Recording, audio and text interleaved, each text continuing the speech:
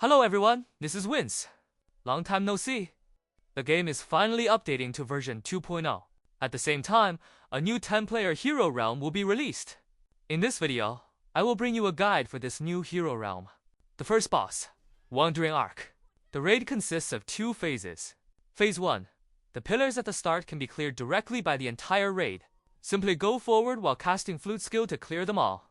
The Wandering Ark itself has 4 legs.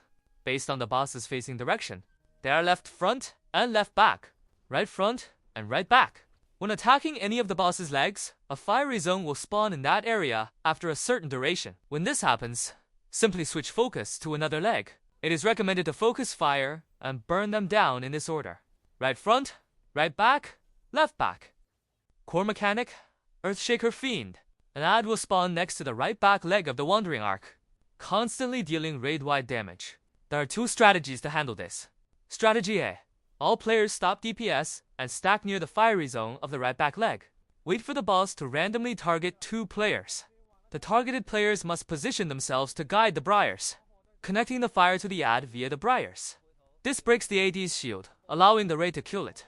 This mechanic occurs multiple times. The first time at the right back leg, and the second time directly on the left side of the boss. Strategy B. High damage teams can completely ignore this mechanic. When the Wandering Ark's health drops to 0, the boss will drop some moon shards. During the phase transition, quickly gather the moon shards.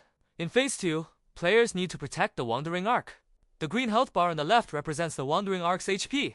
If it reaches 0, the raid wipes. Players need to quickly defeat the ADs. The arena in this phase is divided into left and right zones. The raid can split into 2 groups accordingly. The left zone is the ramparts. Turning the camera backward reveals the deck of the Wandering Ark. Use G button to leap onto the deck. Ads will spawn here as well. The right zone is the watchtower. Entering the tower applies a stacking debuff. Healers must provide sustained healing.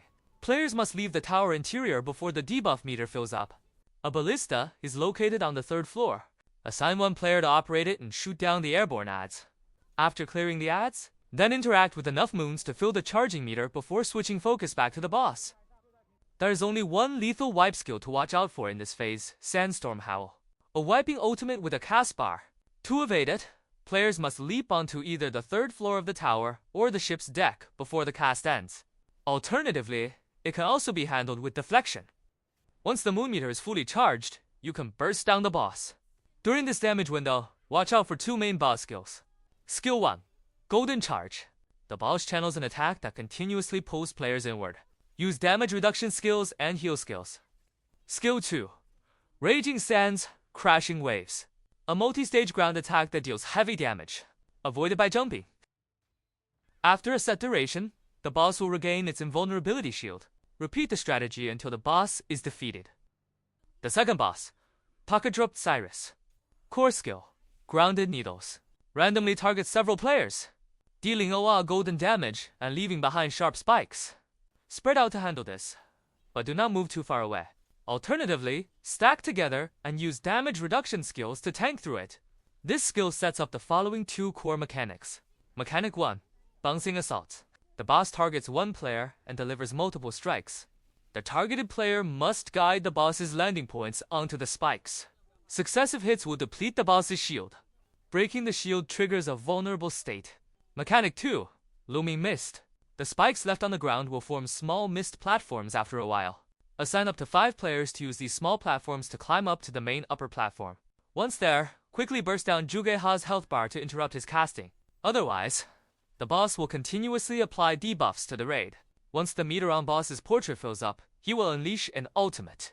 Damage is scaled based on your debuff stacks. Each small mist platform can only be stepped on up to 5 times. After a period, the boss will absorb them and unleash a lethal high-damage ultimate. Therefore, once the 5 assigned players have successfully reached the main upper platform, the remaining players on the ground must simultaneously clear the leftover mist platforms. This can be done by standing on them and crouching in place a few times. Now that the core mechanics are covered, here are the minor skills. Skill 1. Lucky Audience. Randomly transforms 1 player into a flower ball. After a short delay, it explodes, dealing massive raid-wide damage. The raid must quickly switch targets and destroy it. In the later stages of the fight, when the boss's hands grow massive, This skill is enhanced to throw out multiple flower balls. Observe the boss's animations closely to identify the real flower ball before switching focus to burst it down. Skill 2.